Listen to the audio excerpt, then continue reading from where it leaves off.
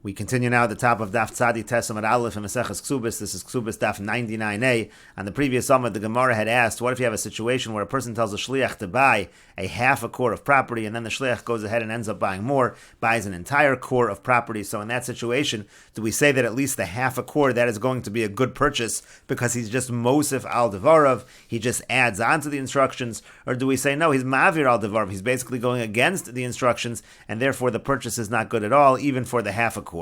And the Gemara had tried to bring a proof from our Mishnah, and the Gemara says, no, there is no proof from the Mishnah, because in the case of the Mishnah, the case is not simply a case of Mosif al Devarav, it's not simply a case of adding on, but it's actually a situation of Bida'ozil, the Gemara says, where actually she ends up buying the property at a price that is not the correct price.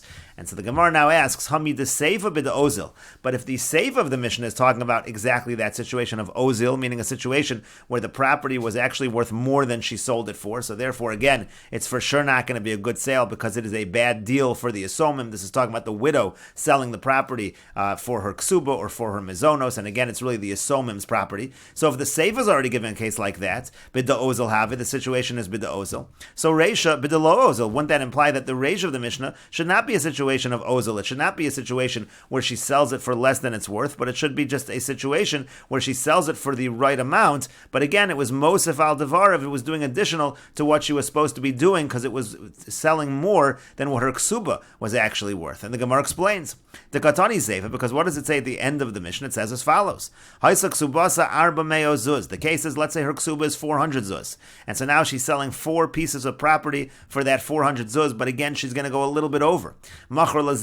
She sells 1 piece of property to this person for a money, and to this one for a money, and to a third one for a money as well. And to the last one, to the fourth one, Yafe mana v'dinar b'mana. So then she sells, it's really worth a mana and a dinar, and then she is ozil, she sells it for less than it's worth, she sells it for only a mana.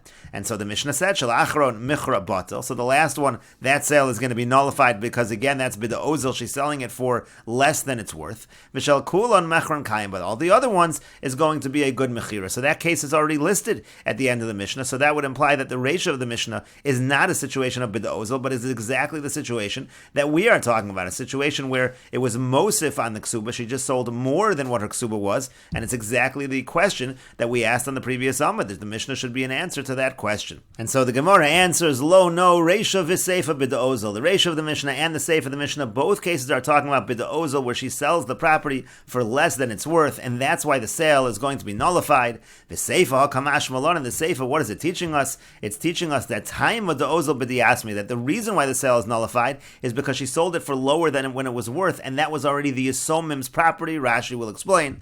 Aval B'dida, but if it's with her own property, meaning the property she's collecting for her ksuba, it's within the value of her ksuba, Mechra Kayim. That's what the Seifa is teaching us, that there the sale would actually be effective. And Rashi over here says, the Ozil B'diasmi, where she sells it for less than it's worth, and it's the Yisomim's property, meaning to say, meaning this was the last piece of property being sold, and there was no more claim. She had no more claim to them because this was the last thing she was collecting. Sharei ba'achron tasa was the last piece of property that she made this mistake, and she sold it for too little. So that's the Yisomim's property. So over there we say mechra batel. Aval b'dida, but when it comes to her property, it could go on, for example, shetasa etel echad min rishonim. Let's say she made a mistake on one of the first 3 properties, where it was really her property in the sense that she's collecting it for her ksuba. Those are within the value of her ksuba. Shayatos aleh, that's the mistake to her. Sharayeshla od ligvos, she still has more to collect. V'limchar mehan, and more to sell of theirs. Mechra kayim. So then we would say that the sale actually is good. De'ein ona b'karkos, because there is no ona b'karkos. You don't say that by karka, if the sale price was off, we don't say that takes back the sale. The kol shekein shein kan shasus shirona, and certainly over here in this case, where you don't even have a 1/6, where the sale price was not off by a 1/6, which is the usual measurement of ona'ah. But the Gemara continues, but that idea that if it's with her own property, so then we say the sale works, that we already know from the Reisha also. That can't be the Chiddush of the Seifa, because what does it say in the beginning of the Mishnah? It says, let's say her ksuba was worth 200, and she sells a property worth 100, but she sells it for 200. Oh, Shava Masayim b'Manar. Let's say the other way around. It's worth 200, and she sells it for 100. So then we say, Niskabla ksubasa. So then we say in that situation, in both situations, she she has accepted her ksuba. So again, in those cases, she's selling property within the amount that is the value of her ksuba. That's bidida, that's her own. And we say niskavla ksubas, and we say that the sale was effective. So don't we see exactly that chiddush from the Reish of the Mishnah? So how could that be the chiddush of the seif of the Mishnah? And the Gemara answers, Mao detema, what might you have thought? Hasamhu distalka lo mehai beisa lagamri. Over there, she's removing herself completely from this house.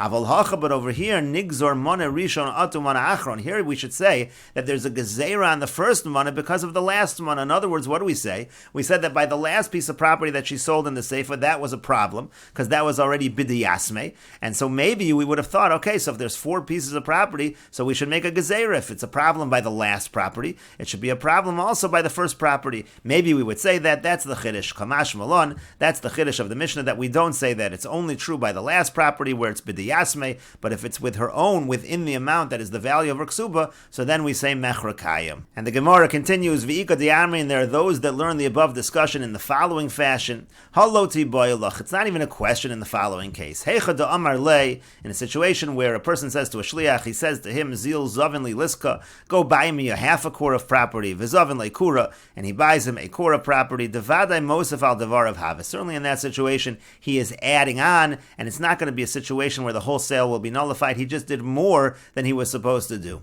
Kiti boilach, when is it going to be a question? Do amar le, let's say the other way around. Let's say he says to him, he says to the shliach, Zil zovin li kura, go buy me a kura property. V'azil v'zovin le liska. And then he goes ahead and he buys him a liska, he buys him just a half a kura. He does less than he was supposed to do. That's what the shliach does. So what would be the halacha in such a situation?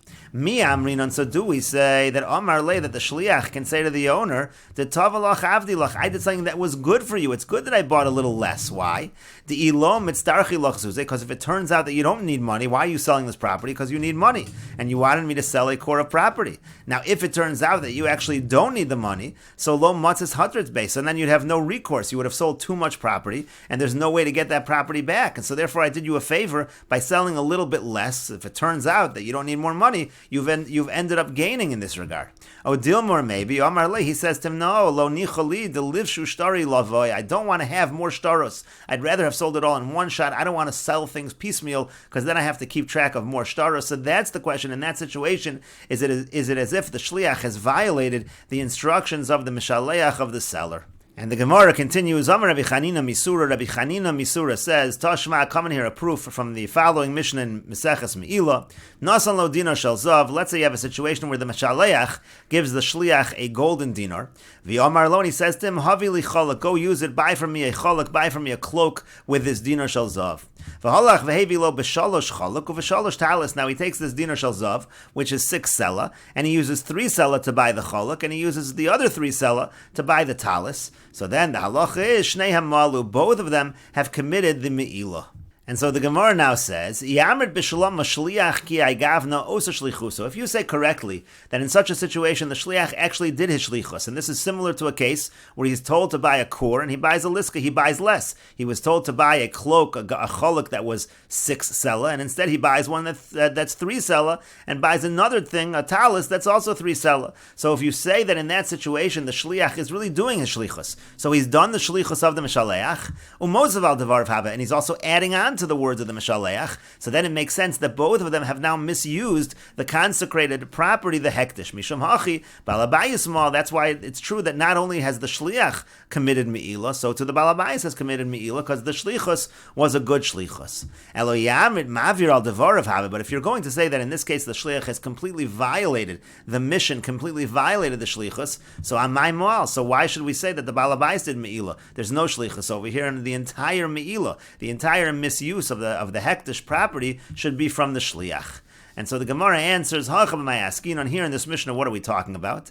The Aisi Le Shavesh Sheish B'Shalosh, that what actually happened over here is he did buy him a cloak that was worth 6, and he found a good deal, and he bought it for 3. So in such a situation, he certainly did do the shlichus of the Mishaleach, and that's why the Mishaleach is Moal. And so the Gemara continues, if so, shliach hamayim. So in what way did the shliach commit me'ilah if he did exactly what he was supposed to do? He bought this cholak that was worth sheish. And the Gemara answers simply a talis. No, the me'ilah is on the talis. He wasn't asked to buy a talis, and therefore that was a hosafa, that was adding on to the instructions, and the shliach has committed me'ilah.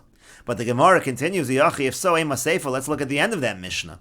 Rabbi Yehuda says, Af bozeh balabayis lomal. Even in this situation, the balabayis has not committed me'ilah, mimnei sheyachal lomer, because he can say, cholok gadol hayisi mevakesh, I wanted to buy a big cholok, v'yato hevesali cholok katan v'ran. You brought me a cholok that was small and bad, and therefore, according to Rabbi Yehuda in this case, there actually is no me'ilah from the balabayis.